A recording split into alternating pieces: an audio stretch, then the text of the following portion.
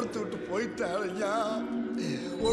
Hi, ஒருத்தவங்க நம்ம கிட்ட இனிஸ்ட்ரி ப்ராடக்ட்டோட ரிவ்யூ கேட்டிருந்தாங்க அண்ட் இன்னொருத்தவங்க லோரியலோட ஷாம்பு அண்ட் கண்டிஷனர் ரிவ்யூ கேட்டிருந்தாங்க. ரெண்டு ரிவ்யூவும் பார்க்கலாமா? ஸோ ஃபர்ஸ்ட் வந்து லோரியலோட கண்டிஷனர் பார்க்கலாம். இதில் 72 ஹவர்ஸ் மாய்ஸ்சர் சீலிங் கண்டிஷனர்னு போட்டிருக்காங்க.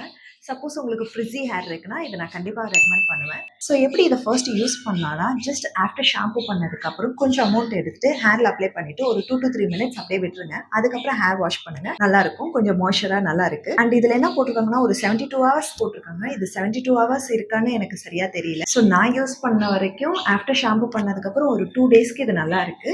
அண்ட் இதை வந்து கண்டிப்பாக ரூட்ல அப்ளை பண்ணாதீங்க, ஜஸ்ட் ஹேர்ல மட்டும் தான் அப்ளை பண்ணணும். அண்ட் இதோட பேக்கேஜிங் வந்து 175 ml 299 போட்டிருக்காங்க. அண்ட் நான் இது வந்து ஒரு 2 இயர்ஸா யூஸ் பண்ணிட்டு இருக்கேன். ஸோ என்னோட எக்ஸ்பீரியன்ஸை வச்சு சொல்றேன். சப்போஸ் உங்களோட ஹேர் ஃப்ரிஸியா இருக்குன்னா இதை நான் கண்டிப்பா ரெக்கமெண்ட் பண்ணுவேன். ஸோ நெக்ஸ்ட் வந்து லோரியல் பாரிஸோட ஷாம்பு. ஸோ இதுவுமே 72 ஹவர்ஸ் மாய்ஸ்சர் ஃபில்லிங் ஷாம்பு தான் போட்டிருக்காங்க. ஸோ இதை நான் வந்து ரீசெண்டாக தான் ட்ரை பண்ணினேன்.